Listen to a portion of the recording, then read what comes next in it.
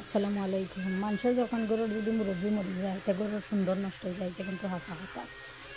তো আমরা সিলেটের একটা নিয়ম মনকষ্ট থাকে, আমরা মুরব্বী মরি গেছেন, দাদি মরি গেছেন, দাদি মরা ও নামাজ তাই নামাজ পড়তা দরবার কিলা নামিলে এখন পর্যন্ত সবার মন মানসিক থাকি হয়েছে না। কার কিলা ভালো লাগে কিলা না আত্মীয় স্বজন বললে আমরা জানি না। আমরা সব বোঝা যায় একজন মরায় গরুর প্রত্যেকটা মানুষ মরার মতো হয়ে গেছে। কোনো রুমে সব রুম এলোমেলো মানুষ, সব বোঝা যায় সবর ভিতরে জান গেছি গলা লাগে, সব মরা মরা মরা মরা। তো কার ফ্যামিলিত কেউ মরলে খেয়ে কিলা থাকো, কেউ না থাকো জানাইও। আর দোয়া করবা আমরা মুরব্বী লাগে জাল্লা এখানে বেশ নিচে করতাম।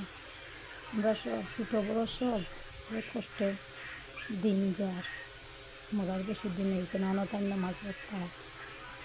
তারপরে ওর মাইতা বইতা হুতিতা, কি একটা জীবন। আবার যদি ফিরতে ইত্যা এগুলা যদি আওয়া যাইতো তে মানুষের জীবনে এত কষ্ট থাকলো না। আমি মনে করছিলাম মনে সাহস মনে এখন দেখি না, সাহস নাই বেশি। যাই হোক, এখন ও বাথরুমে যাইতা তাই মারা আসলে জীবন অন্ধকার হয়ে গেছে, কিচ্ছু ভালো লাগেন না।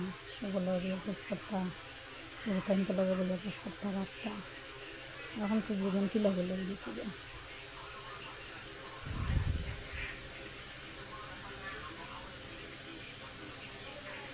ও নামাজ শরীফ নামাজ পড়তে টাইম দিয়া ও চাইলেও মনে হয় তাই নামাজ শরীফ নামাজ পড়া কোনো বইয়া অন্য কাপড় তুলতা সব এলোমেলো। তাই না দেখিয়া মনও বন্যা, কেউ কিছু পারো না, সানা মাখা এলোমেলো।